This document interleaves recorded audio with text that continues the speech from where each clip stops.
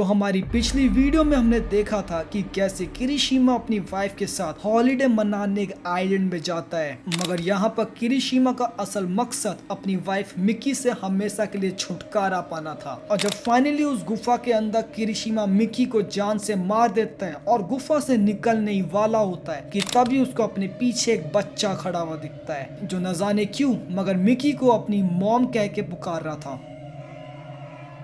तो चैप्टर 2 की शुरुआत में अभी भी वो बच्चा मिकी को मामा कहकर ही पुकार रहा था और वो किरिशिमा से कहता है कि तुमने मामा के साथ ये सही नहीं किया। और यहाँ पर किरिशिमा उससे कंफ्यूज होकर कहता है कि तुम ये कैसी बात कर रहे हो, क्योंकि मुझे तो तुम्हारी मामा यहाँ पे कहीं दिखाई नहीं दे रही। और तभी अचानक से किरिशिमा के आगे से वो बच्चा गायब हो जाता है और यहाँ पर किरिशिमा को ऐसा लगने लगता है कि शायद उसको हेलुसिनेशंस हो रहे हैं, यानी कि उसको वो चीजें दिखाई दे रही है जो असलियत में वहाँ पे है ही नहीं, क्योंकि आखिर सुनसान जगह में इस गुफा के अंदर कौन ही हो सकता है, और वो भी एक छोटा बच्चा। इसके बाद किरिशिमा हमें दोबारा से बताता है कि जब से उसका बच्चा मरा है तब से उसकी जिंदगी एक भयानक सपना बन चुकी है, मगर अब फाइनली अपनी वाइफ मिकी को मारने के बाद ये सब कुछ समाप्त हो चुका है और अब वो अपनी जिंदगी में आगे बढ़ सकता है। और वो बताता है कि उसने तो अपने लिए कुछ ऐसा ही सोचा था। और इसके बाद हमें वक्त में काफी पीछे एक पास्ट का सीन दिखाया जाता है, जहाँ पे किरिशिमा एक हॉस्पिटल के अंदर काफी नर्वस बैठा होता है कि तभी एक नर्स ऑपरेशन रूम से बाहर आके किरिशिमा को बताती है कि वो फादर बन चुका है। और ये बात सुनकर किरिशिमा और उसकी वाइफ बहुत ज्यादा खुश होते हैं और हमें पता चलता है कि उस दिन किरिशिमा का लड़का हुआ था। और इसके बाद हम दोबारा से प्रेजेंट में उसी गुफा के अंदर आ जाते हैं, जहाँ पे न जाने क्यों मगर किरिशिमा बाहर जाने का रास्ता भटक चुका है और वो अपने मन में यही सोच रहा होता है कि आखिर ये कैसी जगह है, क्योंकि बाहर का रास्ता ज्यादा दूर तो नहीं हो सकता था। और यही सब सोचते हुए किरिशिमा भी थोड़ा ही आगे बढ़ा था कि उसका एक पत्थर से पैर टकरा जाता है और वो नीचे गिर जाता है। और खड़े होते ही वो सबसे पहले अपना टॉर्च चेक करता है और शुक्र मनाता है कि एटलीस्ट उसका टॉर्च अभी भी काम कर रहा था। और अभी वो अपने टॉर्च को लेके जस्ट खड़ा हुआ ही था कि तभी उसको अपने सामने एक शू पड़ा हुआ मिलता है। और इस जूते को देख के किरिशिमा कहता है कि ये जूता मिकी का तो बिल्कुल नहीं है, तो क्या इसका मतलब इस गुफा में उसके अलावा भी कोई और है। और तभी अचानक से एक पागल सा आदमी उसके पीछे से उस पे हमला कर देता है। और इसके बाद हमें अगले सीन में दिखाया जाता है कि वही बच्चा जो मिकी को अपनी मम्मा कह रहा था, मिकी के पैर में रस्सी बांध के उसे गुफा के और अंदर लेके जा रहा है। और जब काफी देर बाद किरिशिमा को होश आता है तो अभी भी वो बुढ़ा शख्स हाथ में बड़ा सा चाकू लिए उसी को देख रहा होता है। और यहाँ पे किरिशिमा चिल्लाकर कहता है कि आखिर यहाँ पर ये सब क्या हो रहा है, मगर फिर भी अपने आप को दिलासा देने के लिए वो कहता है कि ये सब उसका एक बुरा सपना है, वो अभी उठेगा और ये सब चीजें खत्म हो जाएगी। जिसके बाद वो अपनी आंखें बंद कर लेता है और थोड़ी देर में अपनी आंखें दोबारा से खोलता है, मगर वो बुढ़ा शख्स अभी भी उसके सामने ही था और उसी की तरफ देख रहा था। और यहाँ पे किरिशिमा कहता है कि उसको इस बात का एहसास बहुत पहले ही हो चुका था कि ये उसकी कोई इमेजिनेशन या हेलुसिनेशन नहीं है, ये सब उसके सामने सच में हो रहा है। और अभी किरिशिमा ये सोच ही रहा होता है कि आखिर वो अपनी जान कैसे बचाए